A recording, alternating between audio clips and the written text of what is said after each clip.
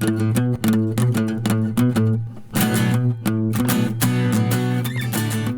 into Dragon Ball Super Dope. My name is Kyle. Thank you for checking this out.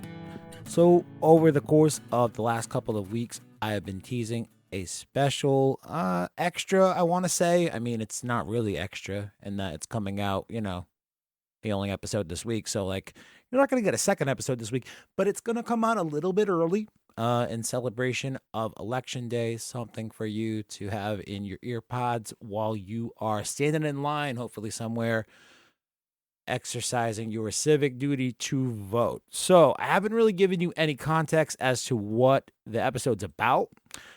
Surprise, motherfucker.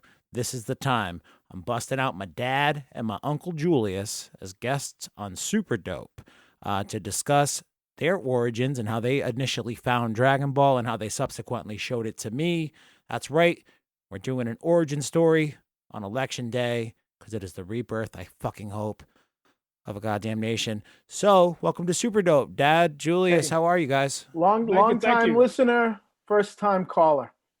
I am a short time listener, first time caller. This is Greg Andre. I'm Kyle's dad. Yes, you are. And I am not the one who is the father. It's Greg. What? Who are you? I am not the one who is the father. Although there was some debate at first, but obviously, if you look at him, yeah, if you look at me now we can see the difference. Yeah. Okay, I'm not going to go into that. All right, fine. We don't have to. I'm glad we're not going into that. Thank you. I don't want to have a weird my two dad situation going into the beginning of this episode. So only two. Okay. So thank you guys for exercising restraint. All right. So the idea of today's episode, so it kind of ties back to an earlier episode in the Super Dope catalog. It might be one that I've since deleted because I was trying to make nice with other Dragon Ball people in the community. So I wanted to reduce the drunken assholery that Super Dope has. Gotta play the politics. Be a nice guy. a little bit. So I'm sure it's still out there on the internet somewheres, but it is a Thanksgiving episode from I think 2 years ago. I believe it's called The Oral History of Super Dope. Oh, you can't call things oral history. That's the problem. You can't. Yeah. All I think it was a history of oral fixations and the oral history of Dragon Ball. Okay. I think maybe is what it's called. Oral and I don't know. It's all PG-13 to me. Did you used to be a jerk? Is that what your podcast brand was? No, but it was very evident. I don't go on jerk podcasts. Dude, you are not the nicest person I know. Well, continue. What do you mean, Julius? I don't know. If you're a jerk, you get it from your dad. That's all. 100%. I mean that in the nicest way possible. Thank you. I appreciate it. I feel like a better way or a more positive way to phrase it is I'm more steadfast in my opinions because he's my dad. Oh, look at you. He's also a wordsmith like your old man, too. It's called a politician, motherfucker. I'm getting politics. Yeah, exactly. So from that oral history of Super Dope episode, I told I keep saying Super Dope, but the oral history of Dragon Ball thing, I'd basically gotten drunk with my friends after a Thanksgiving party or something. One of my friends asked him what Dragon Ball was all about. He'd had a very, terrible misconception about it, whatever. I yelled at him because I was bummed. And I told this story about how I'd first found Dragon Ball when I was 5 or 6 years old and how, I found it randomly on TV one morning. And, it started this chain event or this chain reaction of me trying to wake up early every, Saturday or Sunday morning or whatever to try to catch it on, I think it was UPN at the time. Between you the can't hours see us shaking our heads right now. Yeah, so if you are on the Patreon, patreon.com/Dragon Ball Super Dope, you'll be able to see the video of these two guys just shaking their heads in disappointment with me right now. But I think it's wrong. After, I'm going to be a jerk. Wrong. Yeah, exactly. So this is a great preview to the kind of malice I'm expected to experience during this episode from these two guests of mine. Nothing but love. Nothing but love. Yeah, love in the grand scheme, I suppose. How much did you drink? We're gonna talk about why I forgot all of this. Why the fuck did you guys forget all of this is really going to be the question. Well, I guess we'll see. I don't know. We will. Perfect memory.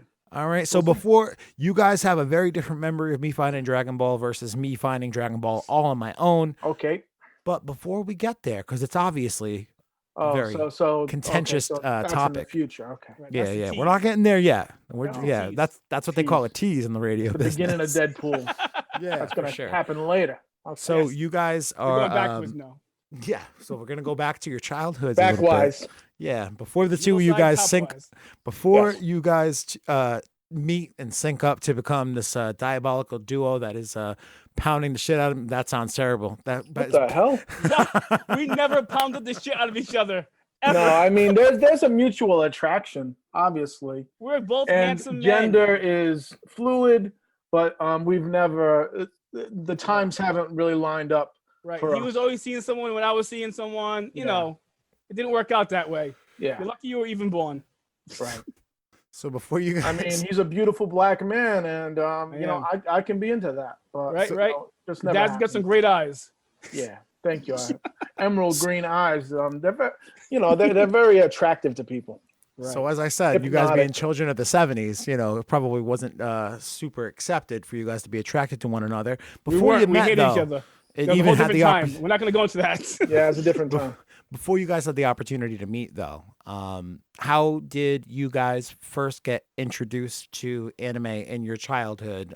Being children of the '70s, that was really when they started to localize more things out of Japan for that Monday through Friday audience in the form of like the Force 5 cartoons. Before that, you can even go before that, Kyle. Yeah. Sure. So Uncle Julius, you can go. You can go first. Sure, What's not your a first problem. memories? If you really, really think about it, like the first stuff I can remember, and it was only okay anime at best.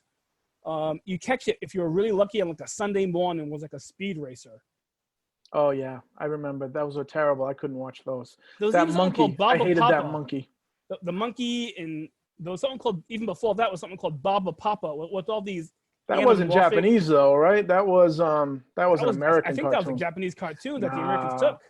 Think so? I don't know, man. Yeah. But no, Yeah, because yeah, those yeah. had American like children's books too. Those Pink Family, and they Yeah, were that weird blobs. black one and the furry one. Yeah, I I think don't that was like Japanese. We can double check Ooh, on okay. that. Well, But Speed Racer was pretty much there. I'm not gonna lie and say it was Gigantor or nothing like that, because that wasn't out. But Speed Racer was. I remember flipping through the channels and seeing Speed Racer, but I never watched it. I didn't like it. Right? It wasn't that great. Like the Who cares first ones for me, like the Saturday morning ones, was Gatchaman, which Yes. then was packaged as an American cartoon called Battle of the Planets, with the Science Ninja Team, those teenagers dressed up as birds. Mm-hmm. That was my first one. I dressed up like them all the time. I cut up all my bed sheets to make wings. Yep. I It threw was darts great. in my walls like Jason. I used to make that boomerang, and I made it out of like a coffee can lid, and I used to whip it at my brother's. Mhm. Oh, hell yeah. yeah. Yep, So yep. that's my first memory. Yeah. That's a very strong memory for me as well. I remember coming home after school and catching it too. Oh yeah. Yeah. I only remember it from 56. the Channel weekends. 56. Oh wow. Local from Fall River, Massachusetts, 56. WLVI channel Yeah. 56. Yeah. And that was like pretty much like, I want to say 77, 78, Greg, Yep. right? Yeah, about that. 77, 78. And that's really late 70s if you think about it. So, Yeah. and then like all the other ones that you're talking about, the Force 5 came right on the heels of that. Like All right. right. after it. Like almost like Star Blazers was in there as well. Space Battleship Yamato. Yeah. I mean, like that Space Battleship Yamato started a little bit after Gatchaman, and it was every day during the week. So that would come on, and then an episode of Force 5. So Space Battleship Yamato, that's they took the Yamato, or they call it the Argo in the American version, like Jason and the Argonauts, and it had to go to another planet to save the Earth, Yes. to get a special kind of engine that's going to help save the Earth from this alien invasion. But after that, every day, you watch that, and then you'd watch a Force 5, and then you walk to school. So that's what yes, do you every- would. Yes, you would. It was let's on in see. the morning. I don't remember Force 5 in the morning. I remember Force 5 aired in the mornings and in after school. If you got home early enough after school, you could catch it too. That's when I caught it. So Mondays was what? Mondays was Vanguard. Is that what you're gonna say? Vanguard Ace. Yep. What was Tuesday? Quiz time. Pop quiz for Uncle Julius. I can't hear him. Tuesday was Star Avengers. Are you there, Can you hear me Julius? Yep, I can hear you now. So Tuesday was Star Avengers. That's the 3 planes that form 3 different robots: Poseidon, Dragon, and Arrow. Is that the one that goes da da da da da da da da? No, That's Gatchaman. Fuck. Oh, Julius is shorting out again. Julius, can you hear us? I see his eyes moving. So I Can just you hear me wanna now, get- guys? Yep. Yeah. All right, yeah. So Okay, no, so all the music was horns, all different horn selections for all those shows. Father had yeah, all the Force 5 music was done by a Japanese composer named Sansuke Kikuchi. who eventually goes on to make the score for what? I don't know. He did like everything. What? Dragon Ball Z, man. Was it? Oh, DBZ? did he? I didn't realize Kikuchi scores for Z are like the alpha scores, man. that. Oh yeah. Right. So Monday Vanguard, Tuesday Star Avengers, Wednesday was different because it wasn't a giant robot one, but it was just as good. What was that one? That was your favorite. Space Cateers, that's my favorite. It was Journey to the West cartoon form. Yeah. So in Japanese mythology, it's like Goku and Journey to the West, where they went to India to bring back Buddhism to Right. China. But in the American version, it was the 3 Spaceketeers. They were like musketeers who are gonna, protect the princess as she goes and gets whatever she's getting. We never get to the end of that one, so I Never. don't even know how it ends. But Kyle, also call back to your show. Mhm. This was Goku is also another reinterpretation from DBZ. Sun Wukong. Goku is also an interpretation of the same character that was on the show we watched on Wednesdays. So it's Jesse Dart in the Americanized version. Right. It was Jesse Dot. And he has like the extendo staff and stuff. Yep, That makes yep, sense. yep. Yeah. Right. all that stuff. He had And the Cloud. His spaceship is the Star Crow, which was the Cloud. Right. He had the fat friend who was the pig. What's his name in DBZ? Oolong. Right. And I think it was Bulma who was like the water girl. Right. Like the smart techie type. Right. Exactly. Exactly. 100%. So that's Wednesday. That's Star Yeah, so that's a precursor to Space Cateers. That's Space Cateers yeah, on Space Wednesday. Cateers. Also called Starzinga Starzinga. in Japanese. Thursday. What's Thursday? Sunday is a Grandizer, Orion Quest. right? And he Or would- Duke Freed. His name was Duke Freed. Duke Fried. Yes, Duke Freed in Duke Freed. the Japanese version. Yeah. And then on Friday was Guy King, which was the Space Dragon and Guy King, and I had the Rhinotaur, the Dinotaur, Skylark, and that was a great one too. So that was like our foundational anime. That's where we discovered anime. In fact, we didn't even have a word for anime then. We called it Japanimation. That's what we Yeah. did. Yeah. Japanimation. And I'd say that term was pretty much the prevalent term on through the mid to late 90s. I mean, Right. Yep. we didn't start calling it anime until, after the year 2000 for sure. But that's definitely where you guys had bought into, not only like the localization of bringing over this product from Japan and having it be Americanized. However, not that you would have been aware of that at the time, obviously. No, but it was just cool. yeah, it was just some Giant cool. robots killing monsters. Exactly. Like killing monsters. What more could you really want? But you bought into, whether you realized it or not, like the serialization aspect of it.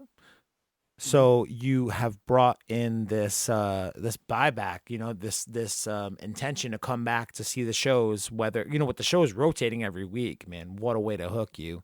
It's like every Monday, Every you gotta- day. yeah, every single crazy. day. It's like appointment viewing for a kid after school. So like, what a way to breed a loyal fandom in that sense. Oh, right. at the Yeah, time. because first they didn't buy enough of the episodes to make They it didn't. go for a full year. That's why they put on one a day. So they wouldn't have to Sandy put in, Frank. Is that all Sandy Frank? well, Sandy Frank was Gatchaman. Mhm.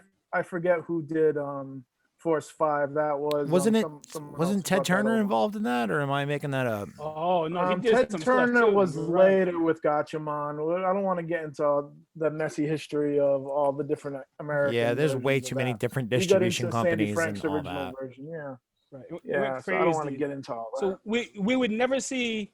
I think there was a couple of endings to the shows. Maybe Guy King had an ending. Guy The Friday show. Guy King had an ending, and it started a second season, while everyone else was in the middle of their first season. Right. Like So, Jesse yeah. Dot never made it across the galaxy with the princess. So yeah, so as far as we know, the universe is still gonna die. I don't know. Right. It's not even universe going to die. You forget when it comes to Starzinger, the whole impetus of that show is like animals, insects got Nature. sentience. Yep. They all got sentient and became angry at humans to try to kill us. So their whole mission was to take away their intellect, Yeah. which is kind of a dark show. Yeah, that's kind of dark. It's You kind wanna- of dark. Hey, well, that's what they get for not being human. True It's their that. own Humans goddamn first. fault. Yep. That's why we're destroying the planet. For sake of context, though, I didn't throw That's this in why our I welcome outline. climate change. Yeah, it's time for us to get the fuck out of here for sure. Mm-hmm. There's an outline. Go Yeah, on. there was an outline. I know that my dad refused to look at it, but I didn't throw this in the outline for sake of context. These shows that you I didn't refuse. I'm just lazy. Go on. that makes sense. No, I refused. For sake of context, have you guys ever gone back and watched the Japanese versions of these shows later on in life to see how Yes. they did end up? Our first Star Trek convention was with who was there? It was Captain Sulu was there, and the Doctor from Space 1999, and Batgirl was Yes, he there was. from the '60s show, and like you couldn't go online to see things back then in the late '80s, early '90s.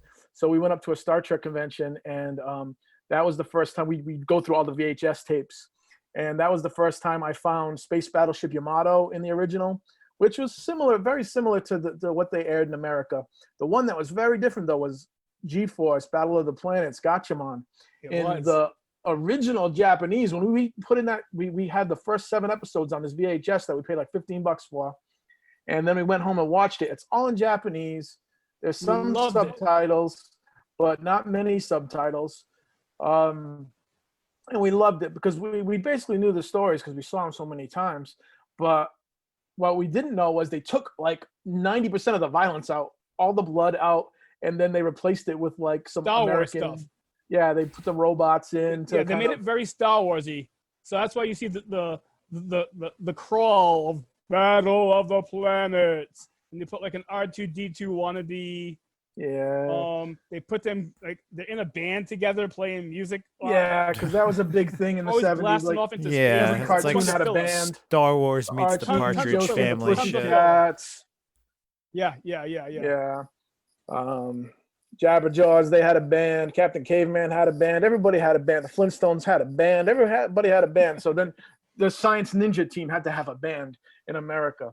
But really, It's like they were the making next up logical time step. because they cut out so much of the episodes. Right. Yeah, so they cut out so much of the episodes that they, instead of having a 22-minute episode, they had like a 15-minute episode. So they needed to fill that time with these other things. Yeah. And they filled it a lot with, one of the off-screen robot companion characters, right? Yeah. Isn't that? Oh, yeah. That's the R2D2. That's what I'm talking about. Yeah, Seven's Arc 7. Then he had Seven's like Arc 7. That's what I couldn't Seven's think Arc 7. He had a robot. What was his name? I The forget. dog. He had a robot dog, and he had a girl that a sexy robot voice. Sexy that he robot spoke to. voice that he would always be into. He'd always be like, "Ooh, baby." His antennas get all waggedy. Yeah, it was not right. It was horrible. Right. That was not. Sounds not kind of for children. terrible. Right. And there was tons of filler. Every episode there'd be filler of them blasting off into space. But on the real show, they can stay on Earth. Yeah, because the aliens are coming to Earth to destroy Earth, like in every Japanese show. But they didn't want to traumatize kids, so every day the Science Ninja boys and girl had to shoot off into the galaxy. So there's a lot of travel time. Gets to fill it up. Lots of commuting. Much filler. So much commuting, yeah. That makes sense, man. So that's some little kid shit that you guys kind of started out with in terms of the the localization stuff on television, and then eventually you learn a little bit more about it's Japanese original stuff that is broadcast when you find that stuff at Star Trek conventions. I guess the 80s is kind of considered like the golden age of anime in a lot of ways, in that it was less kiddie based stuff. It did get a lot more graphic in terms of violence, in terms of sexual stuff, but also in terms of complexity of the plots as well. Right, but we didn't have access to almost any of that. Like the first adult anime, like, Oh my God. we saw was, we went to a midnight show in Providence, where we'd never been like to this place in Providence before called the Avon, and we caught a midnight show of Akira. And that was the year Akira came out. And so that was like the first Japanese like adult made for adult anime I ever saw. Because like all the anime you're talking about, that was out in Japan. No one could get it here in America. Not where we were, like in New England. Yeah, that was 89, I think. I think Akira was in 89. Yeah, I think it was January 89, I want to say. Yeah, Mhm. and that almost immediately came out. It was here in subtitles, so we saw a midnight show of it. Right. But I mean, just to go back to the violent piece, Greg was talking about it. I mean, even in the 70s show of Gatchaman, those characters were killing other people, like slaughtering them and stabbing them with spikes through the chest, watching them get kicked out of like the ships and all that stuff and falling to their death. There's a lot of death. Yeah, the heroes are cutting them across the neck with their boomerangs. Yeah, that was great. It was awesome. That's what you're talking about when you had that Japanese tape. Yeah, it was crazy. I still have it. I still have that tape. Oh wow, yeah. Like we like in the cartoon that we saw, we didn't see any of that blood or like people being heavily killed. edited. A couple of punches God. we'd see. It was gutted. Yeah. There's a scene where Jason throws two of his feather spikes into the guy into a wall. Oh yeah, and he's stuck there, hanging there, and then he starts punching him in the guts. Like for like 30 seconds, he's punching this guy in the guts. And then he falls off the spikes. They rip through him, and he just crumbles to the ground. 78. Yeah. So 78.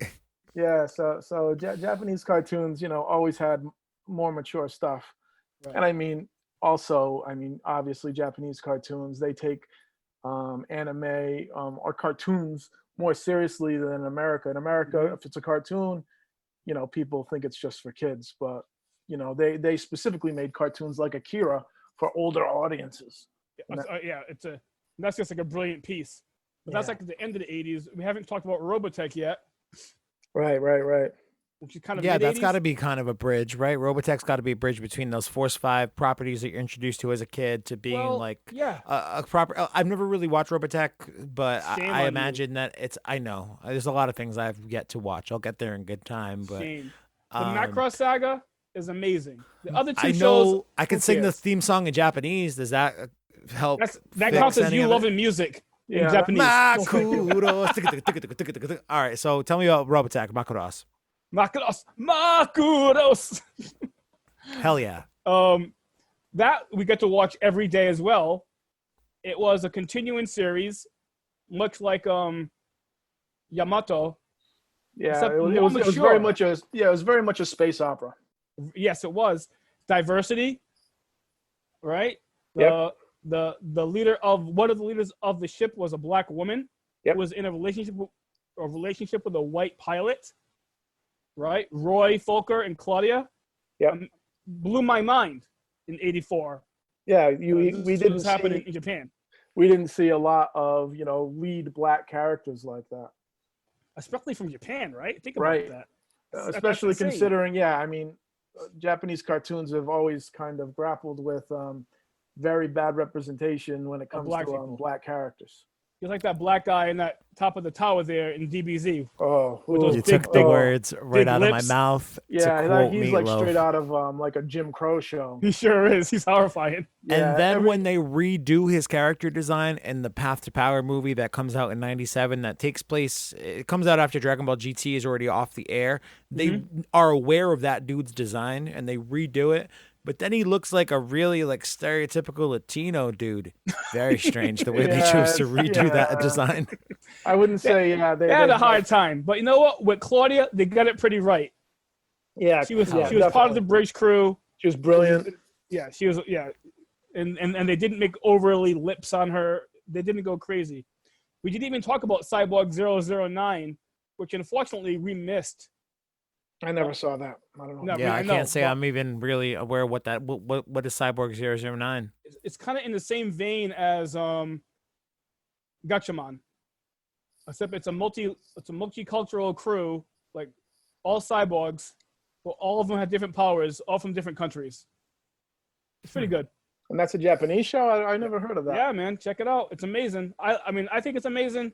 The lead hero in it is from Japan, which is, which as it should be, Yeah. in a Japanese show. But there's a black guy, Native American guy, a French guy, an English guy, an American. Did I say American?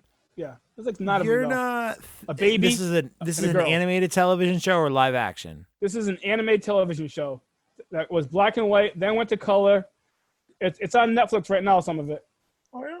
Yeah, one of the movies is on either Netflix or Amazon Prime. Cyborg 009. Cyborg 009, Native American and a black guy. Although they made the black guy, his special talent was swimming, which I always thought was kind of odd because according to racial stereotypes, we hate swimming. And I say that as a person on the swim team. So, as a black man on the swim team, you would like to. I was confused by this. I suppose it's anti-stereotype. Well, it's just weird. It's like the worst power, to be honest, of the whole thing was swimming. What's your power? I can swim really well. That's it. Hey, man. But whatever. At least they had a black guy. What do you expect? This is a black guy on the team. Japanese cartoons from what? This is the same time as Gatchaman, so late. This might have been a little bit earlier, probably like in the earlier 70s. Oh yeah, because you said it started in black and white. Yeah, it started in black and white. So when did you see that for the first time then? You're right. That's what I'm saying. This is more of a retrospect that I'm going back to. Okay. As opposed to something that we watched as kids. Right. Got it. I'm happy I found it. Yeah. I mean, I didn't really watch Robotech that much until we had an apartment together, and you bought you bought every VHS tape of it on VHS. I'm so happy this story came up organically. Continue. And we there was just one day where we just decided we were going to stay up as long as it took to watch it. Yeah. We did. We stood up days to watch as many as we could, and we would just yell at each other if we started to fall asleep. It was terrible. Yeah. And Fuego would keep us up. Fuego, which came in 3-liter bottles and was 98 cents. And full of sugar. The worst soda. It was ever. Disgusting. They had red and purple and blue. Maybe an orange one. Yeah, it was more like a radioactive urine color. Though. Yeah, it was. But it kept us up. That was the best one. It burned us. It burned us inside. It did. We pass it back and forth, and we take a guzzle, and then we. This was before I was OCD, but we'd pass it back and forth to each other. Yeah, he used to be able to tolerate other people. Germs. Yeah, I've never known you to be able to share a bottle of soda or can or anybody. Yeah, back in the old days. Yeah, back in the old days I could. Back when we were starving, we shared watching anime. We shared everything. We did. So that kind of is a nice little segue. I have these specific stories with a couple of my friends wherein we discover that we both have a mutual interest in anime or Dragon Ball or what. With Carlton, it was like when we were 11 and we both, figured out we were both on our way to being Pokemon masters, shit like that. Nice. Yeah. So do you guys have any kind of similar moment that you can recall where you both, how the heck did you guys, I don't think I know this story. How did you guys even meet in the first place? Oh, it was a rough time. We both wanted. I don't know about that. We were in high school. I got to say, I wasn't very fond of Julius. Really? Because we were both Which is interesting because, almost 35 years later, here we are doing this. It's because he was in a theater company and they were putting on a play called Little Shop of Horrors, and I wanted to be the plant desperately. I really wanted to, and he really wanted that part too. So we're both trying out. No, I didn't. I got the dentist. I wanted the dentist. I didn't want the Oh. plant. Well, I wanted the plant. I wanted the dentist, but you got the dentist, and I was like, "F you." I Oh, wasn't mad. Is that? Oh, I thought. Oh, is that why you hated me? I didn't hate you. I was like he got the part I wanted. I'm allowed to be upset at that and still. You love wanted him. the Steve Martin part, yeah? Oh yeah, he's the best part in the whole show. Oh yeah, that Absolutely was he is. great. Yeah, in, you're out, boom. But I thought being the plant would be cool because I'd be off stage with a microphone and I wouldn't have to wear makeup and things like that. True, And I wouldn't have to be on stage because I was reasonably Practicality. shy. I reasonably understand. Shy. So that's when we first kind of knew each other and became friends a little bit through the show.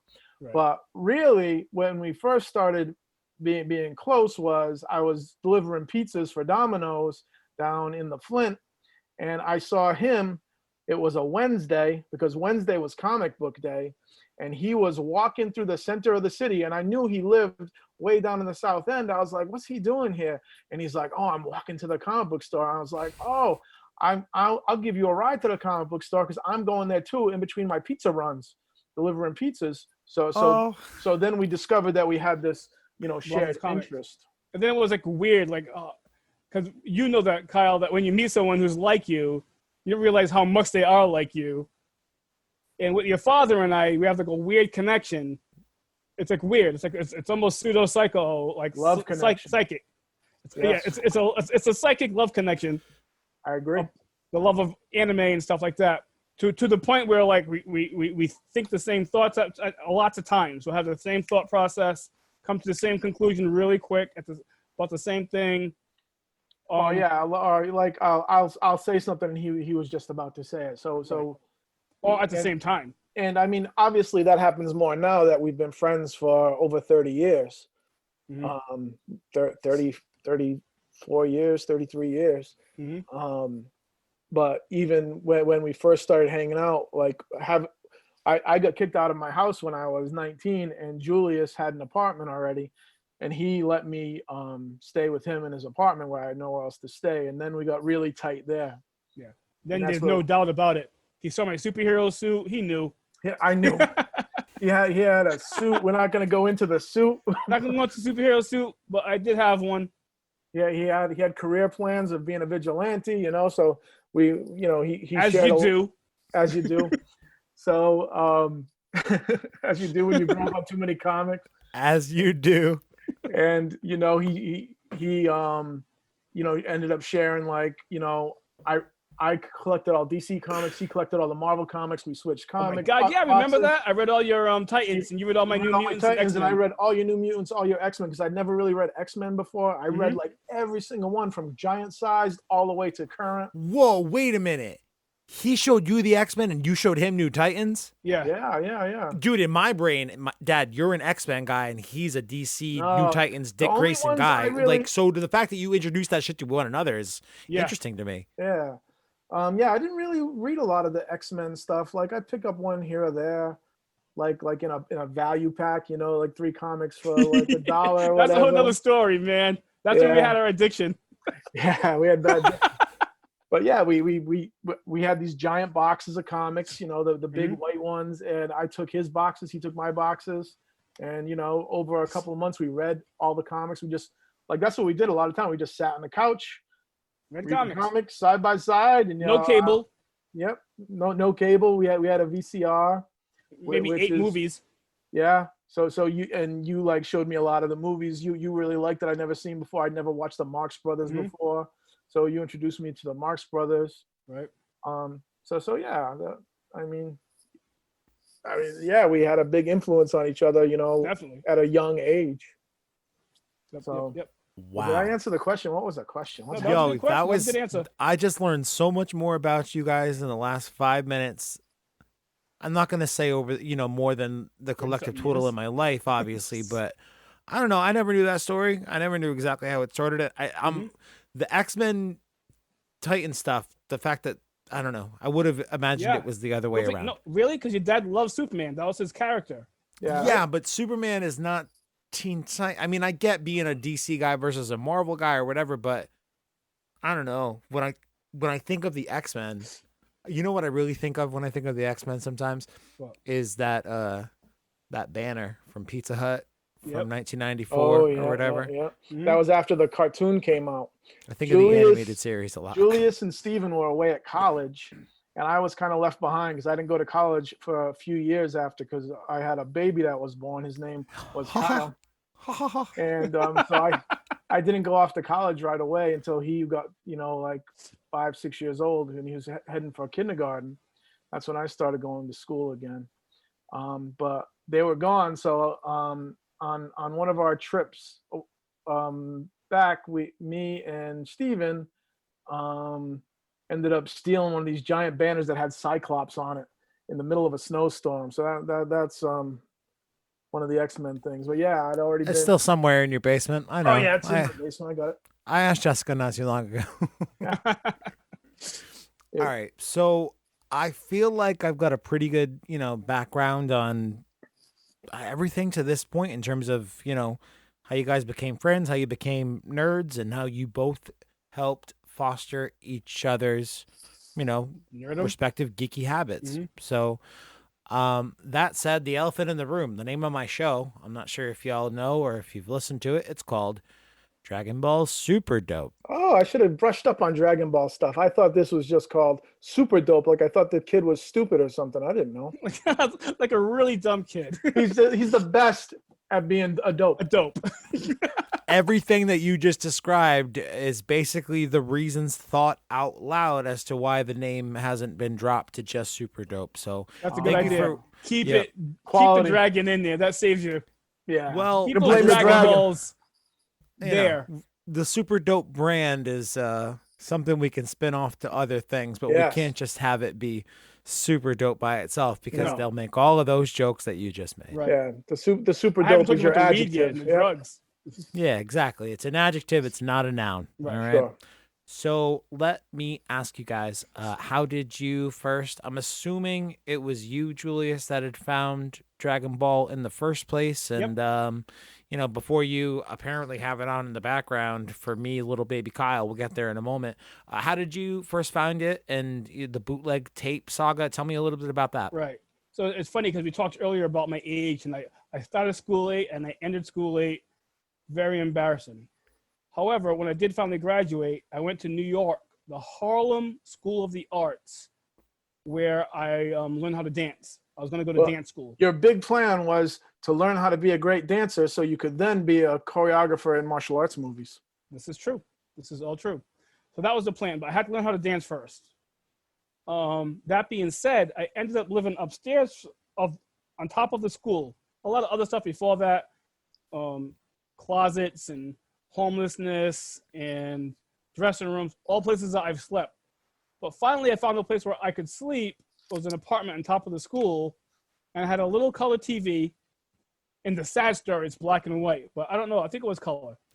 It was a little color TV, and I had only New York channels because, again, who has money for cable?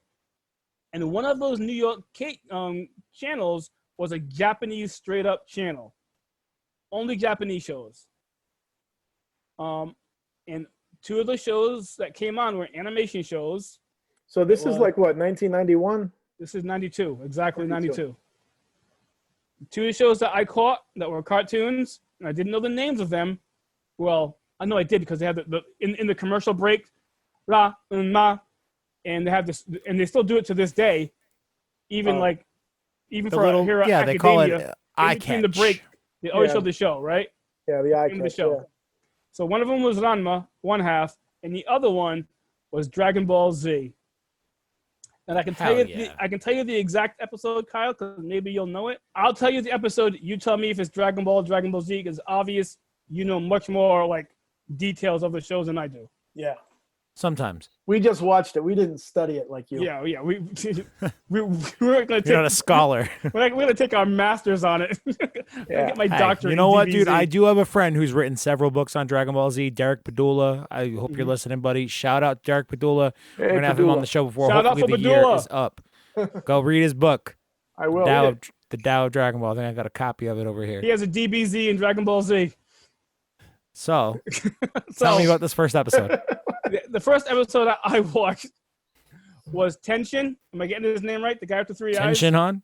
Yes. The three eyes. Yeah. and he's practicing his tri-beam. Oh, I love that one. That's all I remember. He was practicing his tri-beam, getting ready for the big fight. That was a Cell. That was in the Cell Saga. He's like standing under a waterfall, maybe. No, that's not Cell Saga. This is when he's the big bad. Oh yeah. Did he have the tri-beam in OG Dragon Ball? I can't remember. But no, that's when he's the bad guy. He was always in Dragon Ball, not Dragon Ball Z. In Dragon Ball Z, he starts off as a friend. Yeah, Dragon Ball Z. That's all I remember. Like him practicing that, and Piccolo standing on poles, which he is known to do all the time. Sure. Very true. Yeah. So yeah, that had to be the original Dragon Ball. I never watched the original Dragon Ball. Like, the only Dragon Ball I saw was when you came home from New York. You'd gone down to Chinatown and you'd bought a bunch of VHS tapes. Yes, I did. So what was it about Dragon Ball that resonated with you to the point where you saw it? Probably you saw it without subtitles on television at the time. All Japanese, and then made the conscious decision to go seek out some bootleg tapes, fan subs at the time in the early 90s. What compels you to do that? What's that story and how you found those? Well, it was cool. It's like I had a lot of free time. When I was in New York for that first year, I was legit by myself. That's it. Just out adventuring by yourself in between classes. I went adventuring by myself in Chinatown, as you do. Looking for a master to train me. As you do. Yep. As you do. Because Leroy was from New York, and he learned Kung Fu. Catches bullets in his teeth. Yeah, man. Bullets in his teeth? Talk about Taekwondo, dude. We'll talk about that. I'm white. I can. Yeah. So I just kept on going into shops with it, and then sooner or later I hit one, and there they were. And then I kept on going to that shop over and over again. And every week they would have new something different. It was on Walker Street. It was on Walker Street in Chinatown. You can look it up. The street, not the place. It's gone by now. Yeah, for sure. For sake of context, though, it was like usually 3-4 episodes on a VHS tape. Yep. Yes, sir. Yep. What were you paying? Like 25 with commercials. With commercials and a lot of but Japanese you know what commercials. Though? I still have all my Dragon Ball GT VHS tapes that my dad got me one year for Christmas. The tapes that have the commercials that still left in are my favorite. Yes. My favorite ones for sure. Those are from me. Dragon Ball GT, no, those are from me. Oh no, not the GT. The Dragon Ball Zs. The Dragon Ball Zs. I do have several Dragon Ball Z VHSs that I definitely know are from your collection, Julius. But one year for Christmas, my dad got me. I think it's on maybe 16 VHS tapes, the entirety of Dragon Ball GT 1 through 64. That's crazy. That's awesome. It was that was hard to find. I found that on eBay from But some of those still have commercials left in, like creepy ass Ronald McDonald shit. Those are my favorite memories from my childhood. But but I mean that's all way after. Like when you're in New York, Kyle, I think is 3 years old. Exactly. And so by then I'm already bringing tapes in. Yeah. So you're bringing them back home to New England. Every time there's a Christmas break, every time there's a summer break, I'm bringing tapes in for all of us to watch. I'm not the bringer of DBZ. Right. So the first time he called me up, he was home for a Christmas break, and he called me up and said, "Oh, you got to get over here. I got something you got to see." And he showed me some like weird cartoons that use the N-word a lot. Well, what was that? What was that one? That was called Coonskin. Yeah, he by Ralph Bakshi. Okay. Yeah, he liked to. A shout out to Ralph Bakshi. One of his favorite things is making me incredibly uncomfortable. Oh yeah. To sit in a room with a black man and have to see all this stuff, and then like you don't know how to react. If you go to his living room right now, you'll go to his living room and you'll see a big painting of like a school segregation thing from who's the artist? Norman Rockwell. Norman Rockwell. When he sees a little girl, Ruby Bridges, segregating. Oh, he's showing. Oh my God! For those on the Patreon, we just turned the camera over to it. I wasn't sure if we were talking about like a hypothetical or your actual living room, Julius. But no, there it is, the Norman Rockwell painting. So a favorite thing of his is to have friends over, and then they would have to look at this. Looks and good, man. You can't see it on the wall, but the N word is spray painted on the wall, and people are throwing things at this little girl as the school's being integrated. Oh, And, yeah. No, I could not see that part. Yeah, so Oh, you will when you rewind the tape, you'll see it. Jesus. So he would always kind of bring home things that would increase my range and cultural sensitivity. Let's Right. say, because I was a very reasonably privileged white kid, and he grew up not as well off, and living in Maple Gardens and other places like that where Maple Gardens are the projects for sake of context. yeah. Right. So One of the many projects of Fall River, Massachusetts. Woo, Good represent, baby. Woo. So anyway, he called me up, said, "You got to come over." So after he shows me he gives Coonskin. me. It's called coonskin. Thank you. After he shows me that, and he I sings love how along to proudly it, you just yelled that out. he sings along to it. He sings it to me before he even turns it on. He goes, "Oh, you got to see this," and he starts singing the song. And he sings it to me. I'm like, "Oh my God, I don't want to." I'm like, "I don't want to see that." And he's like, "Well, we are." Plugs it in. It's the funny thing is, it's Catman Struthers. It's Catman Struthers who did the voice of Hong Kong Phooey. And also one of the Autobots. One of the Autobots, and he was in the Kick the Can episode of the Twilight Zone. And he was in The Shining. Yes, as the magical black person. He's a black man, Kyle. Yeah. I gathered. So after he shows me that cartoon, I thought you wanted to yell the title. After he shows me that cartoon, he then puts on an episode of Dragon Ball Z, and like, I've never watched Dragon Ball. I've never watched any Dragon Ball Z up to this point. It's just like it starts off at the beginning of like the Cell Saga. Like, so, I see like Piccolo. He became my favorite right away. Piccolo. I was like, oh my God, this guy is great. He's got weighted clothing. He's doing all this badass stuff. All these powers. All these great powers. I'm like, oh, what's his name? And he's like, Piccolo. I was like the flute? He's like, yeah, like the flute. And I was like, oh, I love him. So, we stood up like, it was literally like, Christmas break. So it was like right at the holidays, and like I would go over every night for the week he was off, and we watched 15 episodes or however many he brought home. And that was my introduction to Dragon Ball Z. And then I started bringing over the movies. Yeah, which were also totally out of context. It was tough in the 80s and 90s for us, because like if you saw something, you just bought it. Like it could be episode 15 and you didn't see 1 through 14. You just bought it because you're never going to see that again. So I mean, that's what we did. And then you just, you fill it in. And then later you find the earlier episodes and you go, oh, that's why that happened. And that's how we learned about. Yeah. I got the Cell Saga, the Perfect Cell Saga. Then I got like, I think I got some Boo stuff later. I didn't get that much of the Freezer stuff though.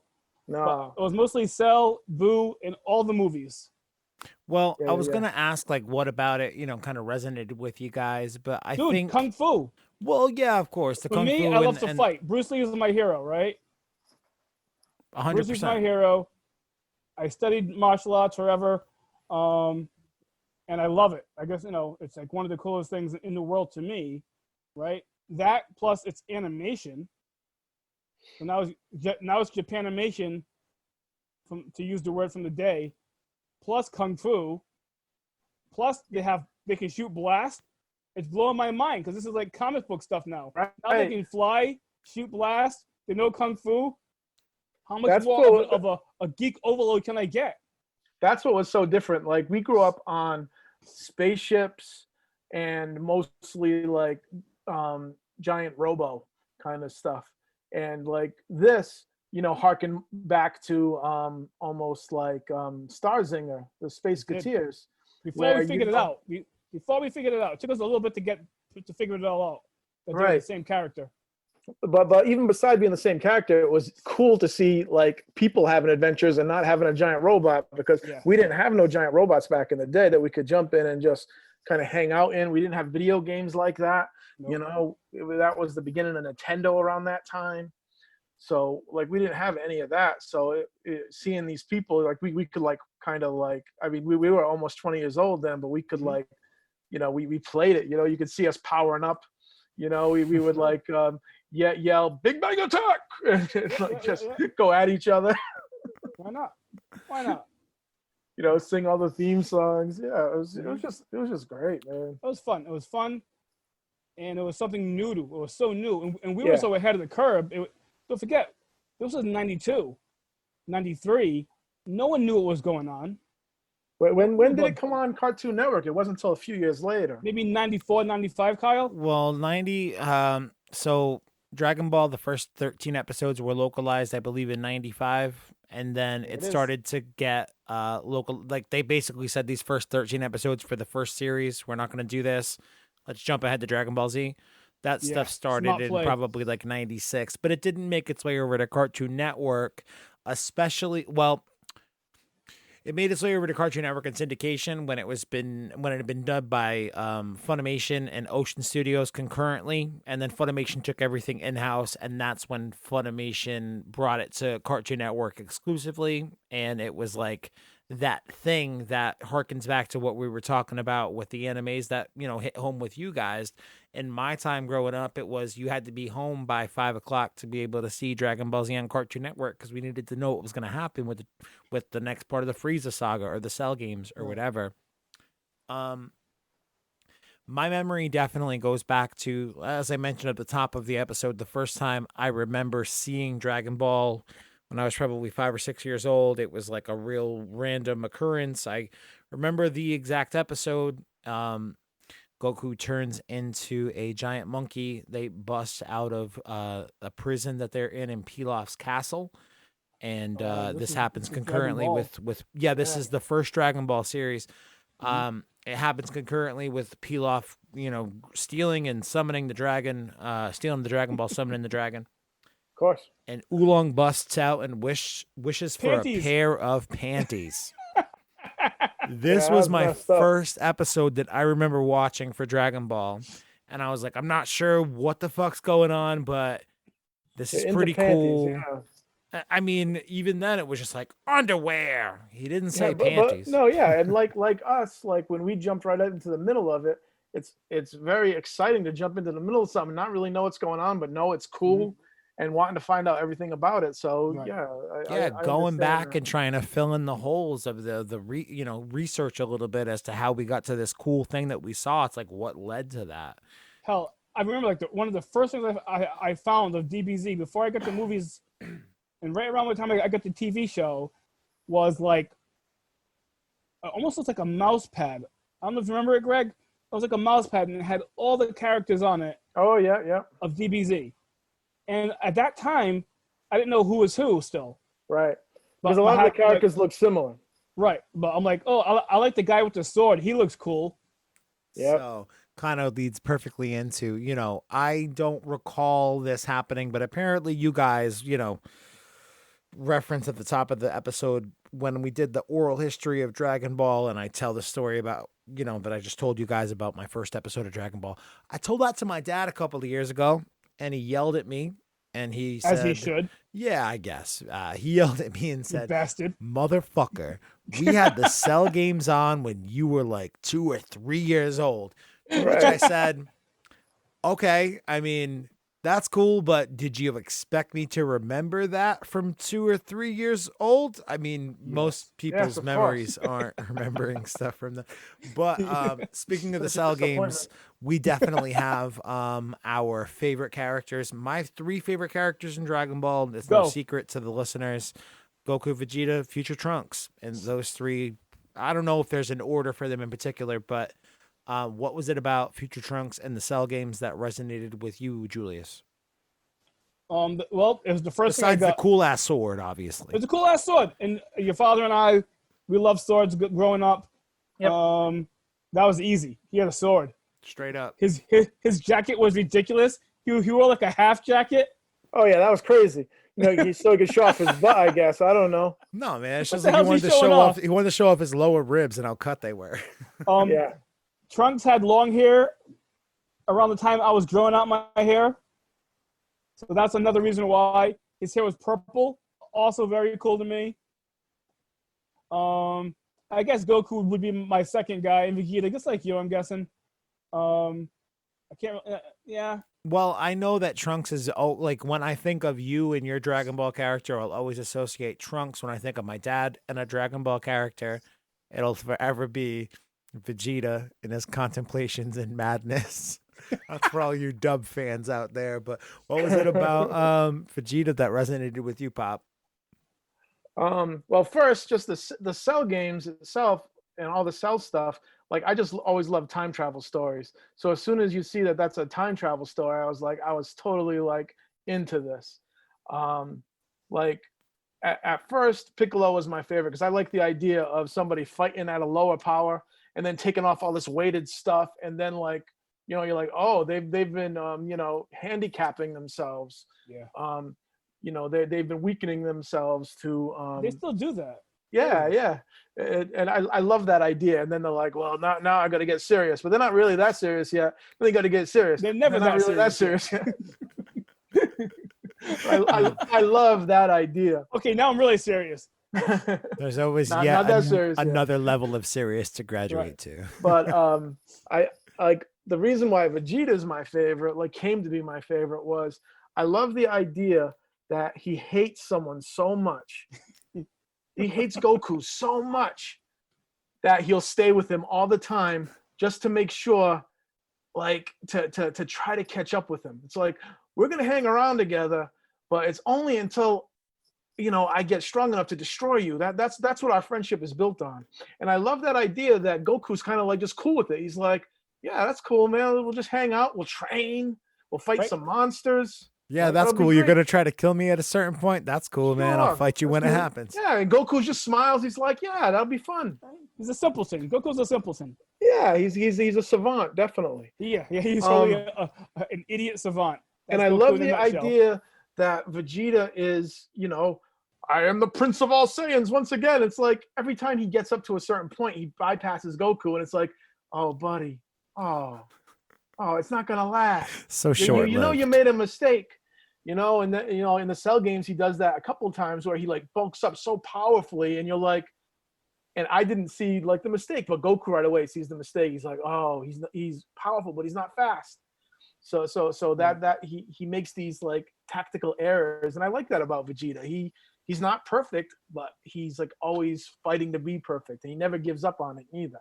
And he's always fueled by anger. I love that. I can totally feel that in 2020. Oh my God, man. And his character is great because so many other animations since then have used his character as a baseline. Template, yeah. Right. 100%. Yeah, he's like that stereotypical anime foil to your main protagonist. Like, right. If you want your guy to be able to go up against somebody who is, like Bakugo. Yeah, who's like tough and rigid in his morals, but maybe not so, soft with the personality. Maybe he's a little abrasive. Right. Yeah, no, Vegeta has definitely become. I've never watched Naruto, but I want to say it's Sasuke is the it Naruto is Sasuke. equivalent. It is. It's Sasuke. He couldn't care less about you. He has his mission, and that's it. Word. Well, I can kind of understand why the two of you had bought into Dragon Ball as a series and as an IP in general, but this is kind of a yes or no question, I guess. It's a pretty quick one in terms of the course of our conversation. All of this eventually leads to you guys, continuing to purchase these bootleg VHS tapes, and we eventually go so far as to have the PlayStation sent away to some random dude on the internet to get a Japanese chip installed so we can play, Japanese Dragon Ball games. And we get the Super Battle Collection box figures imported from Japan through eBay, early days, all that stuff. Yes or no question. Did you guys realize that you were setting up a young Kyle for a lifetime of Dragon Ball madness? Did you have an idea of the path that you were sending me down? Yes or no? We'll start with you, Julius. No, I know it's just a yes or no, but F that.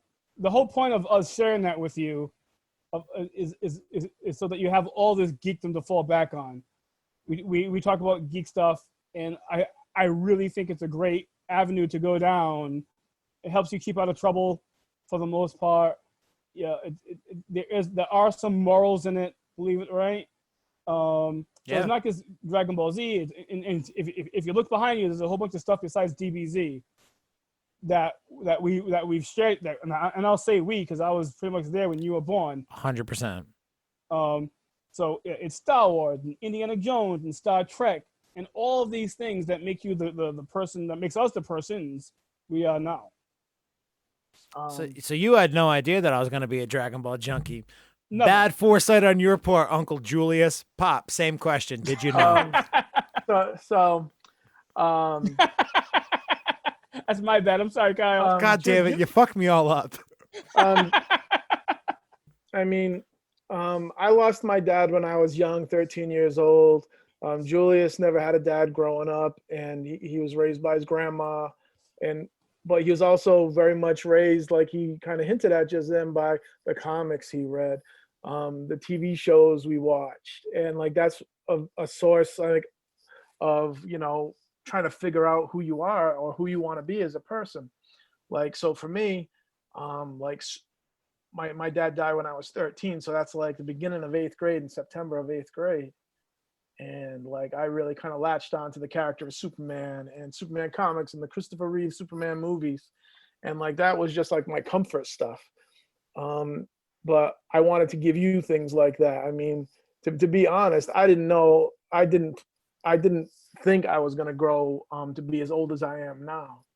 So I wanted to do as many things for you when you were young as I could. And like my goal was to get you past 20 and still be alive, you know, until you could take care of yourself. That was my goal when I was, you know, a younger man.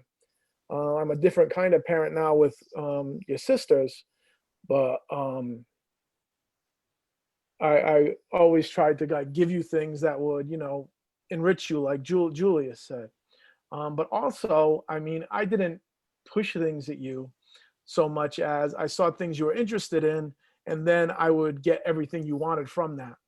Like you became very interested in Dragon Ball Z. So one of the things we would bond over was we would go from store to store to store. We would drive like 50 miles to because a store called Ames that used to be Zares when I was young. They started stocking Dragon Ball toys when it became mainstream in America. And so we would go store to store to store and buy up whatever ones you didn't have. So that was a way we bonded. We spent time in the car talking about the action figures you're looking for and stuff like that. So that was a way we bonded. I just kind of, whatever you liked, I wanted to give you more of it. And I mean, that went with Pokemon, which I was not a fan of, but you really liked. So we would drive around because Pokemon cards were scarce then, so you'd have to go from store to store to store. So I was always trying to give you stuff that you liked. I mean, I remember even, you know, going up to when you started getting into Ranma 1/2, like just going up to Providence to Anime Crash and looking for Ranma 1/2 stuff on there, and then, you know, trying to find whatever we could, because I mean, back then when you were a kid, 4, 5, 6, 7, when you're into that stuff, it was very hard to find. Impossible to find. Dude, eBay eBay was just starting. So tough. Right? Yeah, it was tough. I remember that movie. We watched it over and over again. The Ranma 1/2 movie. Big Trouble in Nekon Ron China. Yes. Or do you yeah. mean We part watched it 2, over Nihao and My over Concubine. and over again. Don't you know? No. It's It's love. Dude, Oh yeah, man. That was like one of the. I'm some of the best like Ranma Facebook shit posting groups right now. Like so many Ranma memes are at the forefront of my memory at this moment. But yeah, those first 2 Ranma movies were, and that's the thing too. Like I think we kind of jumped over it a little bit. I kind of wanted to pay, you know, a little bit of attention to it, but before I even had that moment where I, you know, saw Dragon Ball on television for myself as a child for the first time, I had this, you know, if you're on the Patreon, you'll see it off here, you know, to the right of me in the video. Ranma 1/2 Hard Battle for Super Nintendo. Yes. I remember being 4 years old. I remember you bringing it over to my grandmother's house, Julius. I remember us playing it on the big screen pull-out television somehow that my grandma had in her living room at that time. And like that was my introduction, or like my first introduction that I remember to any kind of anime, you know, through a video game. And then before long, we had VHS tapes of episodes of these characters that I was just playing video game characters. You know, that's a pretty cool thing to make the connection with. Before I even saw a cartoon of that, I had gotten a video game and I was playing it, and Julius came over. I was at your grandmother's house. And I It's was this playing it. cartridge right here to the right of me. This is the one that you bought, whatever, Oh, yeah? 26 years ago. It's this cartridge. I forgot why I bought it. It just looked cool. I know why you bought it. Why? Did you buy it at Because- RX in Swansea? Because I got the movie first. I remember. Ah, I watched it in New York. okay. Right. I watched episodes in New York City. Okay. I found a VHS of the movie, All right. and then you bought that tape. Because you had told me about it. No, well, we watched it together. So I bought the game after. I thought I was playing the game, and then you told me about the cartoon. Could be, but the game came out in '93. Yep. The cartoon came out in '92. Mm. The movie. I don't remember the exact date the movies came out. I want to say in Big Trouble in Neck and Run China maybe came out around 92, 93. But the series anime started in 89, and then it got rebooted again in 90 with a different animation staff, all that And stuff. then we watched that, and that was amazing. Yeah, that was great. Yeah, and on a totally different wavelength than DBZ. Yeah. 100%. It was way yeah. more like they still had the kung fu aspect, but it was way Yeah. more like the harem-based anime stuff, and that there was a million girls interested in Ranma and vice versa with Akane, but also the the Humor, transformation, the like acting. there was Right. a lot more comedy infused into it 100%. And back then we were buying $25 VHS tapes for two, and then eventually it became 3 episodes on a tape when DVDs Right. started to come out. Yep. They started to put 3 episodes on a VHS, but it was 2 episodes for $25. Back Ridiculous. then, Viz did, and these localizations still hold up. These dubs are still so good. The Viz dubs Solid. for Ranma Solid. are so good. I would equate them to something. To give you like a modern example, the localizations for My Hero Academia are done phenomenally. Right. Like it's that level of good. It's that level The of Blue comparison. Lightning. Come on. The Farukin High. Yeah, the shooting star. The Blue Thunder Farukin for High. Rican High.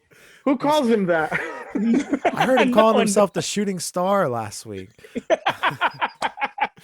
Like But- I still rewatch those episodes. Like That's solid. They're all on Hulu too, Mr. or Miss Listener. If you don't know Ranma yeah, One I Half, know. they're all on Like Hulu. Go check them out. I was watching some with Willow a couple weeks ago, but Nova Lee, when she was 8, 9 years old, she really got into Ranma One Half.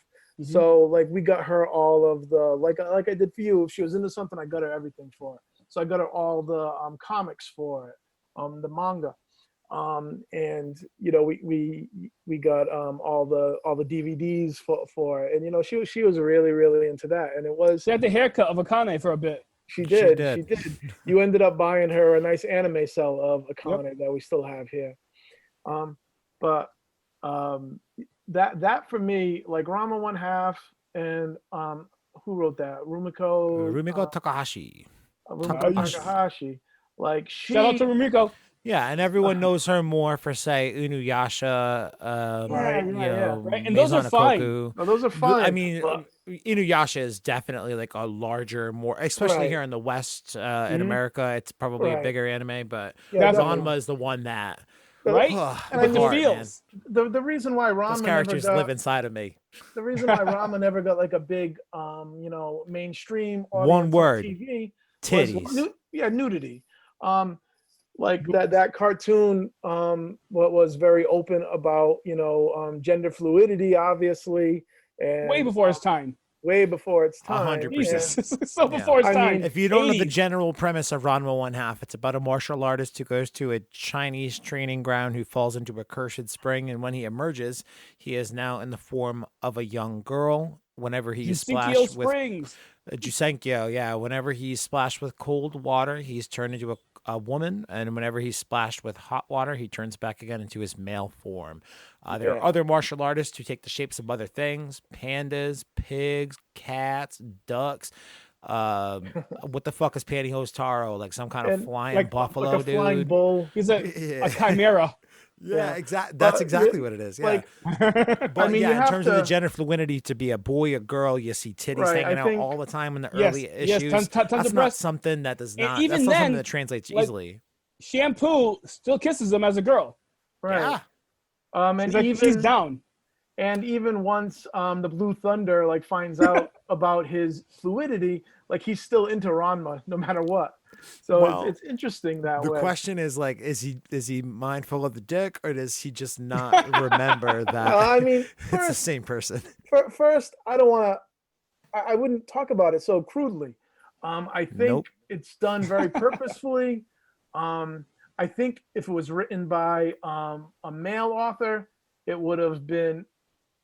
I can see it being very kind of tawdry. But Rumiko Takahashi, I think she's very thoughtful about that stuff. So I think all of the perverted, grandfather stuff. What's his name? Hapusai.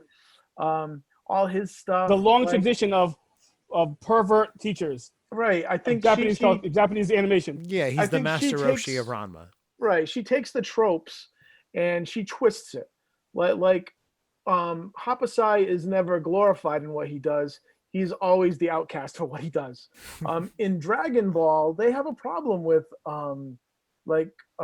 sex and just sexuality. Like, I mean, all of our main characters who get anywhere near powerful are male characters. You don't have any female characters to get powerful. Yeah. I mean, Yet. in Dragon Ball Super, Kyle will tell you there's a couple of characters now. I've been watching it. Is it Carrot? Well, yeah, that's kind of leads me in perfectly to my next question is that, Dragon Ball Z, Dragon Ball GT ends as it does. And for a long time, that was the button on the series for us. And I still got all choked up when I watched the end of GT because that's still the end of Dragon Ball. It's a perfect ending. I really like that ending. As flawed as Dragon Ball GT is as a series, as flawed as... Oh, hey, I'm going to tell you a secret about Dragon Ball. No. Don't tell me the secret yet. Tell me in a moment because I know exactly what the secret is. I'm going to tell you a secret. The Dragon Ball original cartoon is not very good. Hey. The Dragon Ball Z is not very good. What? Hey. Dragon Ball done? GT Are you done? is just as bad. Are you done yet? I'm rest. trying to make a goddamn point. You done? I love all of Anyway, them, it ends and it's beautiful flawed. and I love it. Are you done? You're right. It's all perfect. Go on. Perfect. Shut the fuck up. It's okay to love things and understand that they're not very good. Go on. I love Dragon Ball Z, but I can guarantee you there's a lot of filler in that show. Of course, dude. We can all point out the flaws of the things that we love. But I love that show. Making a joke here. Dragon Ball Super is a much tighter show. My larger point is GT ends, Super comes back. Right. When you understand, 2013, the movie comes back, Battle of Gods. 2015 happens, Fakatsu no F, the Frieza movie, and then a few months after the Frieza movie comes out, they say, hey, we're going to make a new weekly anime series again. Did either of you guys, I don't know, I don't think Dad did. Julius, I'm not sure if you did either. Did you watch any or all of Dragon Ball Super? I watched all of Super. Word, what a fucking nerd you are. Okay, Pop, how about you? I wasn't that excited when I heard that was coming out because I don't know, like the filler you're talking about for the other Dragon Ball Z where there's just so much powering up and so much waiting and everything. I kind of like that. Like really? I did. I liked waiting forever for a spirit bomb. I liked in retrospect, I like that. I think why that stuff I think I think my favorite things about anime isn't the fighting. I like the story. I like the humor. I like the character development. The fights are all very exciting, but like every year I get a little bit older, I kind of check my phone during the fight, and I'm more interested in learning new stuff about the mythology or the characters or the character relationships. That's what I love about it. That said, I have started watching Super. I think it's on Hulu now. Is that where it is? Yes, it is. So I think I've watched maybe 5 or 6 of them, where the cat god is going around, eating his cuisine and blowing up planets and whatnot. It's like a Food Network kind of show. But you saw episode 2 where Vegeta takes his family to the amusement park. Yes. That's a fun episode, man. That's a well, classic. you got the classic Vegeta of brutalizing his son, smacking him around a bit, and then making up for it by bringing him to an amusement park where he promptly leaves to go off on. Does he go off to like get on an adventure the same as Goku? They're both the worst absentee fathers I've ever seen. They are. Goku's a horrible dad. I mean, Goku. Vegeta tries more. I feel. Vegeta tries more. Bulma's not having it. I will say, for the sake of Vegeta, that toward the end of Dragon Ball Super, it's actually like one of those, nice little character character development moments that he's got. I mean, it kind of helps advance the plot a little bit as well, Tournament of Power. But yeah, Vegeta becomes less of that absentee father that you're talking about. Okay. I love like how he takes care of his son. I mean, with future Trunks in the Cell games, he's always training with his kid, because he wants his son to share something that's important to him. And I like that. Even though he is physically abusive and psychologically abusive, I imagine that's how he was raised too. That's the Vegeta way. Right. All right. The Saiyan way. I'm sorry. The Saiyan way. Yeah. On Planet Vegeta. So, Julius, are you keeping up with anything that's going on in the manga chapters right now with Moro and any of that? No, I know that there's obviously another big bad, and they always have to raise the stakes. So this guy is going to be so OP that's going to be ridiculous, right? Yeah, I mean, that's super duper bad news instead of just right? super bad news. Right. Like this guy is definitely equated a little bit toward like the Galactus, I guess, of Dragon Ball Z, in that his whole Frieza was the Galactus of Dragon Ball Z. Motherfucker, listen.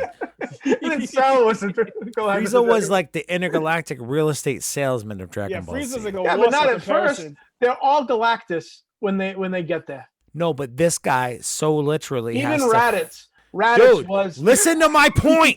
He has to feast off of the power of planets. Like he eats planets for sustenance. And he's thousands and thousands and thousands of years old and has like all these different types of magics and stuff. Magics that in the beginning of the arc tie back to some of the ancient gods that are involved in the beginning of the Majin Buu saga, the Daikaioshin. The big fat one that eventually Majin Buu absorbs. Like his origin is tied to that character. So the beginning of this arc for like a fanboy like me or, anybody who's been a fan of this property for a long time, having these cool callbacks that haven't been leaned upon before, you're like, this is interesting. It ties back to familiar stuff, but it's also going in a different direction in that the main dude has like these magical abilities versus, just these OP planet busting abilities that Goku and Vegeta have got now.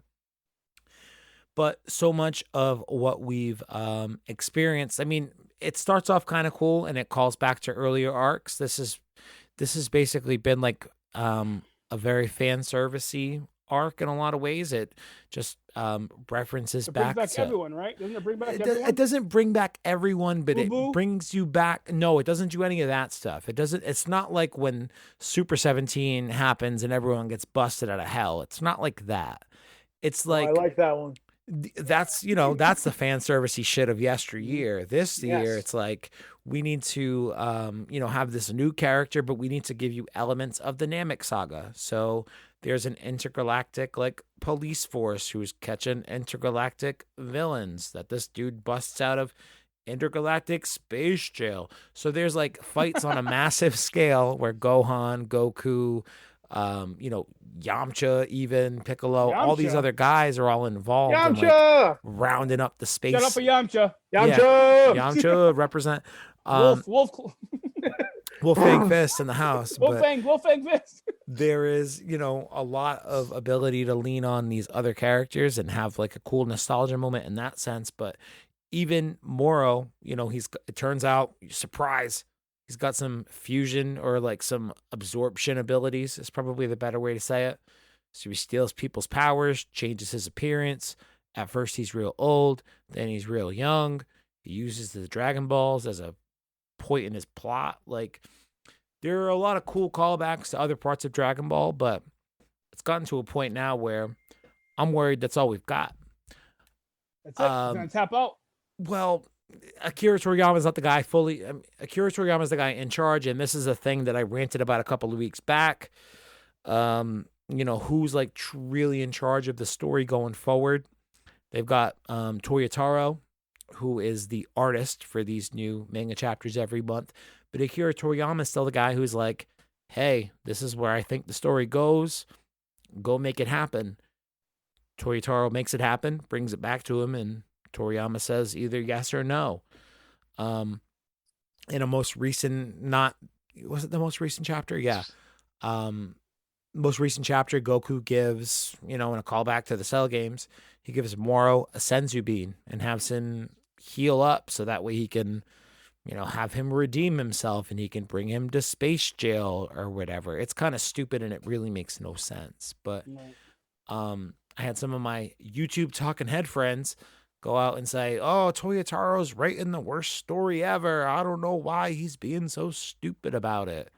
When in reality, it just strikes me more as like a more of a corporate collective effort of all the people to just kind of keep things as homogenized and money making as possible.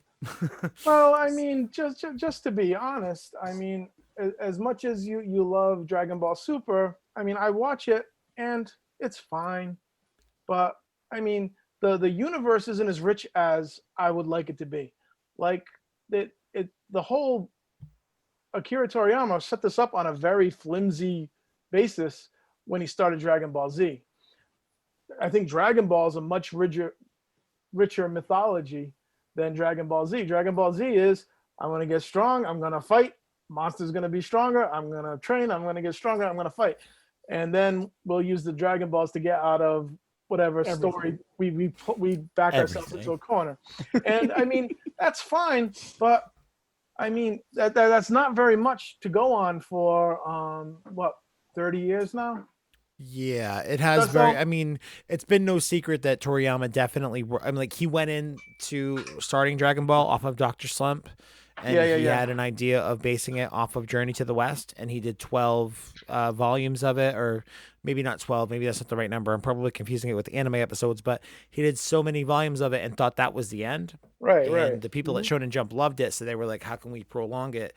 At which point he slowly, over the next few chapters, started to transition it into more of a martial arts based shonen. Right. Yep. So, and then that is that the original shonen? Is DBZ the original shonen? It's not the original shonen. It's not, but I think Astro Boy is, maybe. I could be wrong on that. Somebody should double check me. I'm pretty sure Astro Boy is one of the original, if not the original shonens. So in my head, just to go back Dragon to Ball's Shonen, like the granddaddy shonen in a lot of ways, and it sets up in my a head, lot of the like all the tropes that we're characters going to come from this. revisit for the next 30, So when I look at a 40 years. baseline shonen, I look at Goku, and then like all the other characters who are like him, right? So if I say Naruto, Deku, the guy from Black Clover, Asta, any of those guys, 100%. all those guys are Goku. Yeah. I mean, variations, but that. But you're saying that before Goku, there was, you think Astro Boy was the same thing as Goku? No. So what I meant to say was, and maybe it was because I didn't understand the context of your comment, but right. The granddaddy, like shonen martial arts type is Dragon Ball, but I think one of the first Shonen Jump comics that was actually published in like the late 1950s. That's just the name of the comic. Yeah, not this art type of Astro. storytelling that they're doing. Right. No, you're right. Therein, Goku was very much the beginning of a lot of that. Right. Yeah. And you see, I think it's that's just a moneymaker for them. 100%. And so long as they can continue to have their story live between the end of the Majin Buu arc and the end of Dragon Ball Z in this 10-year indefinite period, which makes me want to pull my goddamn hair out. Oh, got it. That was a joke. I didn't mean to make that joke. It was more Zing. of a woof. So visual jokes in a podcast. I love it. Patreon.com/Dragon Ball Super Dope. You get a video. So is there anything in Dragon Ball? Because as the manga continues, it's only, kind of assumed the cartoon will come back. Is there anything that you guys would like to see that hasn't been told or done already by the characters in this story going forward? Any kind of, moonshot stories you like to see for Dragon Ball? I mean, what I like about Dragon Ball is the characters. I'll take the flimsy premise, obviously, because I've been watching this stuff since 1990. So how long ago was that? 30-something years? 30. So 30 years we've been going back to this well. And I don't mind the flimsy premise. What I like is I like the characters. I like their personalities. I like their dynamics together. I like their friendships. I like the way they're enemies. I like their frenemyships. I like seeing them together, whether that's at a backyard cookout, like the first time we saw. Like I like them at cookouts. I like them going to the mall. I like them going to this. As I get older, the less. I mean, the animation is beautiful now, but the less I'm interested in like the fights themselves and what leads up to a fight, or the way they work together or the way they talk together. That's what I watch it for. So what would you like to see, Greg? More of the interpersonal relationships? As opposed I mean, to that's not something Dragon Ball Z is ever, or Dragon Ball Super is ever gonna do, and Dragon Ball's never. Well, I mean, this is I don't know, hypothetical. man. I would say that the thing that I like about Dragon Ball Super is a series, okay? And given that you're only just starting to watch the series, Right. now, you may or may not agree with this, as you watch more of it. I think Super is going to stand up as a series of the 4 Dragon Ball series. It gets a lot of hate because it's the most recent and easy to, Yeah, of course. spew some hate about. But I think it's going to stand up in the long term because it is a very good marriage of the comedic aspects and the slice of life based stuff that you saw so frequently in the first Dragon Ball series, Right. but also has like those big universe shattering fights that Dragon Ball Z has and was built off of and is popularized off of. It's a very good mix of those two things. I mean, just seeing those first few episodes, like Goku farming, and then Mr. Satan comes and is going to give him the prize money and all that stuff. It's a And- pilot episode, man. We need a premise to be able to set Right, up right. and give us I an mean- excuse to make the band come back But together. right, I liked seeing Mr. Satan and him dealing with his weird fame and still trying to kind of keep that star shine. and still I loving liked- his daughter. Right. That's a huge piece of it. Yeah, I love that. I love Goku with is it Goten in the first episode where he and Trunks Yeah. go off to get the water for the present. Oh yeah. I like all that stuff. That's great. I don't know. Right. So I like seeing more of that. So it sounds like you've got a lot of Dragon Ball Super to catch up on, Pop. Are there any other animes that you guys have been watching over the last couple of years that have particularly hit home with you guys, whether it be a movie or a series or whatever? For the last few years, I can go deep, man. Well, maybe you can just rein it in and keep it, baseline. No, we're going deep. Yeah, just shot. We're going in. Let my me dad go start then? first before so in case I nod off. Wait. Before Greg goes, I would like to see Kyle for the next. For Oh, Dragon I'm Ball Z sorry. stuff. Sorry. I didn't mean to cut you off and not have you answer No, that. it's all good. It's not okay. I like to see them start with again, all their powers decreased again. They're no, I'm saying they're so it's powerful. ridiculous. But if they were back down to Ranma level, everyone, and have them build up again and see how they would deal with issues then. Right now, Goku can pretty much deal with anything. You have to bring Galacticus to fight him. Really? Yeah, he's gonna eat the planet, man. Like, he's Galactus shaking level threat or multiverses. nothing. With punches. He's shaking multiverses with his punches now. Bring it Yeah, all down. And I'm if not they saying could make him into a simplify kid it with in some GT. sense. No GT bullshit. No, don't make him No. into a baby. Just yeah. decrease all their powers, all of them. So to be fair, and I don't know exactly how it's going to play out. Obviously, nobody does. But the next chapter we're going to have next month, Mr. or Miss Listener, is going to be the finale of the moral arc. And given how this last chapter ended, it's going to have to end with some very sudden sense to give us that finality we need to round out the arc. My only idea, maybe the Grand Priest gets involved and says, hey, y'all mortal weirdos are playing around with powers you shouldn't be playing around with. Snap or whatever. Fuck you. Maybe you're depowered to some sense, or I don't know. Maybe not depowered is the right way, but Those twin gods, is that you talking to? so well, yeah, twin Zeno. gods? The Zeno is like the two little baby Yeah. dudes, but it's their caretaker, the Grand Priest, the father of the angels, Whis, and all those other guys. So he's even more powerful than those two guys. Yeah, that's crazy. Because like Beerus is like the god of destruction, but Whis is like his trainer or whatever. Yep. The Grand Priest is the father of the angels, the father of Whis, like the caretaker of the Xeno, the ultimate god or whatever. So I assume if we're gonna try to graduate up to a different whole other level, or bring it to a point where we have an excuse to be able to dial things back, and where you need that kind of power, he'd be the guy to be able to do that. All right, so Go back to your other question. What was it? yeah. okay. So I Animes. have an idea on what we want to see for Super going forward, but what are other animes that you guys have been enjoying over the last couple of years? Movies, series, otherwise? I never liked sports animes when I was younger. I always hated them. But in the past couple of years, the animes that I've enjoyed the most were a couple of sports ones. One was Yuri on Ice, which is a weird comedy ice figure skating anime, which is really funny. And the other one is a volleyball anime called Haikyuu, which Hell yeah. is so much like it reminds me so much of Dragon Ball Z. That's why I say it Is second. it shonen? I'm not sure. I'm pretty sure Kyle? it's shonen. And for listeners out there, if you know what we're talking about with Haikyuu, Kelly, who helps me host the My Hero Academia episodes, she has launched a Haikyuu podcast. It's called Haikyuu Nice Kill. So you Shout out can go for check Kelly. that out. Check it Shout out. It's out. Kelly. Shout out Kelly.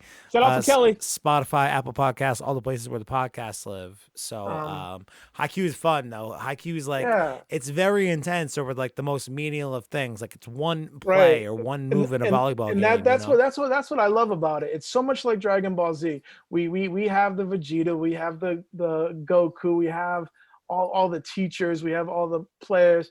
But it's so much like episode by episode they're building themselves up to fight this higher level, but it's mostly about those kids kind of like supporting each other and helping each other become like this unstoppable team.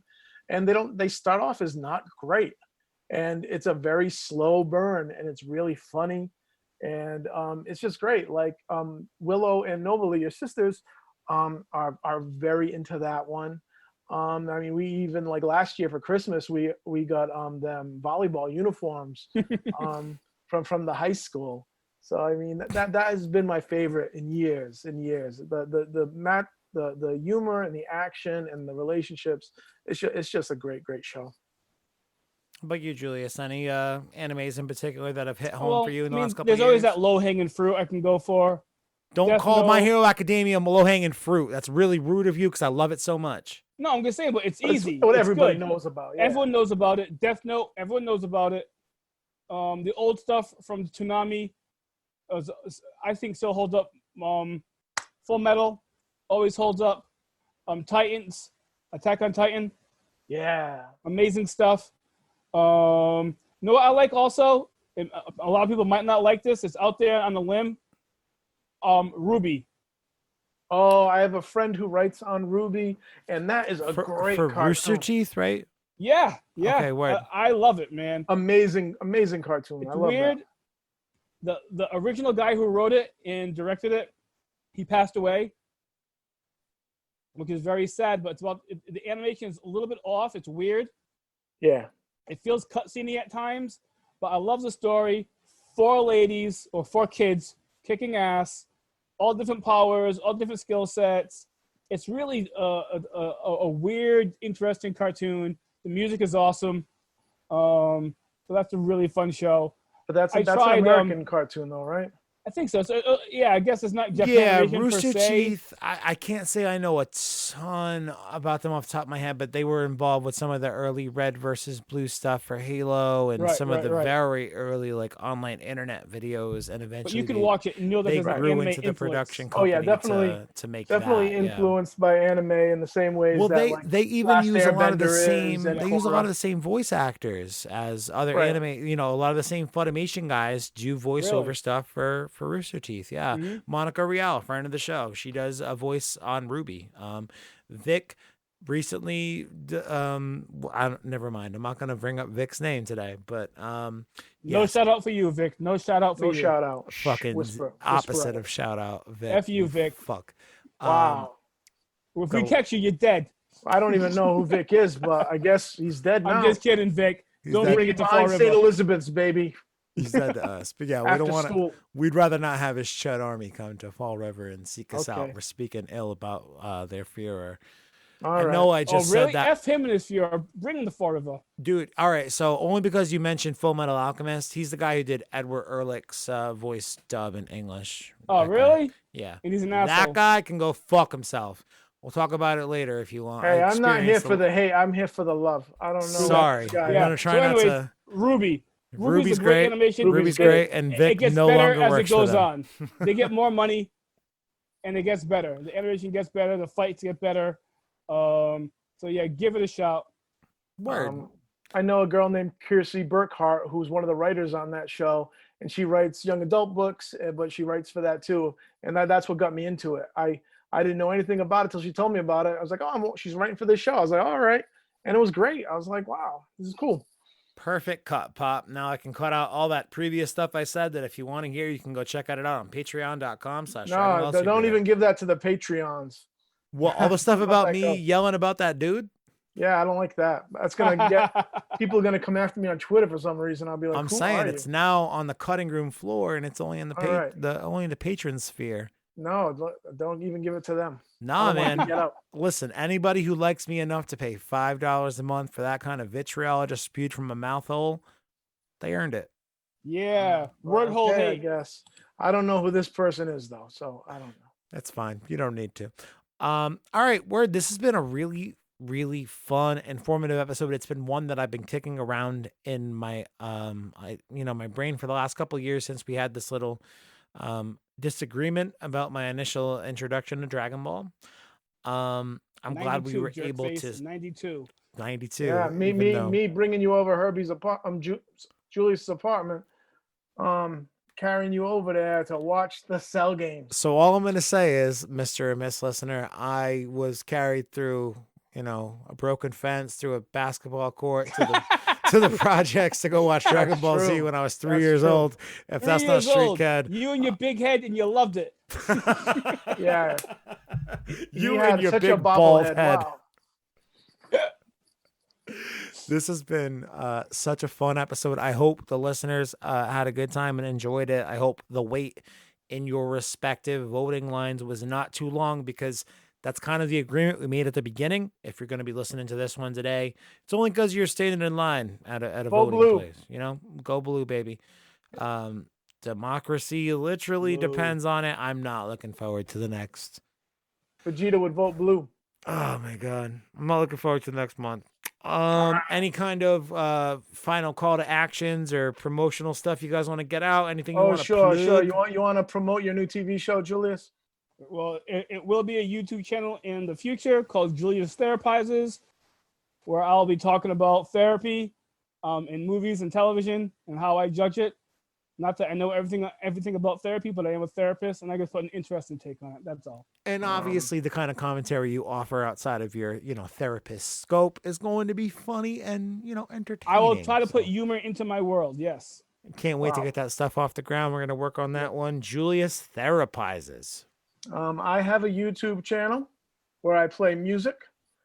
It's called Greg Andre.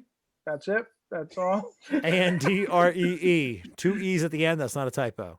Double E Andre. If you want to follow me on Twitter, I am at Greg Andre 71, and you can see me talk about books I like and complain about politics I hate. Nice. Absolutely. In case you guys didn't understand where I got my political leanings, hey, what's up, Pop?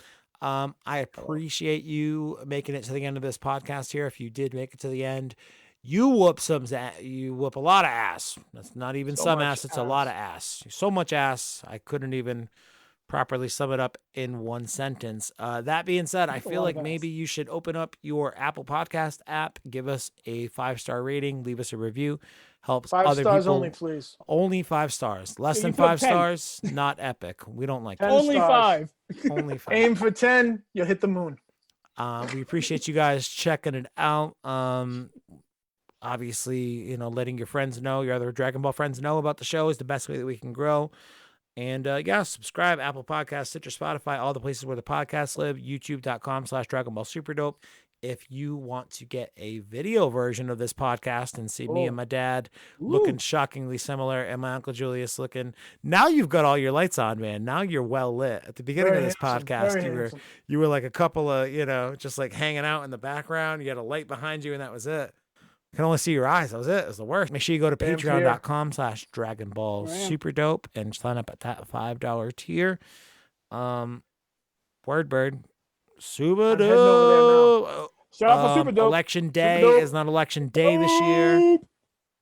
If somebody tries to, tomorrow. But tomorrow is the last day to get your vote. And if somebody tries to preemptively claim victory by the end of the night, please do not buy into that. If any of your local Sinclair affiliate broadcasts that shit out to you, try not to pay it much mind. The more attention we pay to this dude while he tries to, claim that he's the winner, the more credence it gives him. So don't do that. And I think I'm mainly talking to like media affiliates. I don't have any friends at media affiliates really, but I don't know, dude. I don't know. I guess my point is buckle up for a fucking long election month. And we'll see how these court proceedings shake out in each respective state based off of... Jesus. Hey, I've been avoiding the news all day. Hell yeah, man. bro. You better go to bed and right stress out. Have some stress nightmares. All right. No sleep. There's no sleep like stress sleep. Stress sleep. Election. All right, that's gonna do it for Super Dope. Appreciate you guys checking it out. How do I do this show ends with a song that I sing. It's a Dragon. Here it goes. Dad and Julius on Super Dope today. That's how it ends. Hey, that was bad. That was not a good song. That I paid for years of guitar lessons for you. Apparently, you didn't pay enough. You're like a musician. I paid. I drove him every weekend to get lessons from one of the jazz greats. Right, dude, I've heard you sing. And that's what he gives us? What an ending. Election day is great and great and great.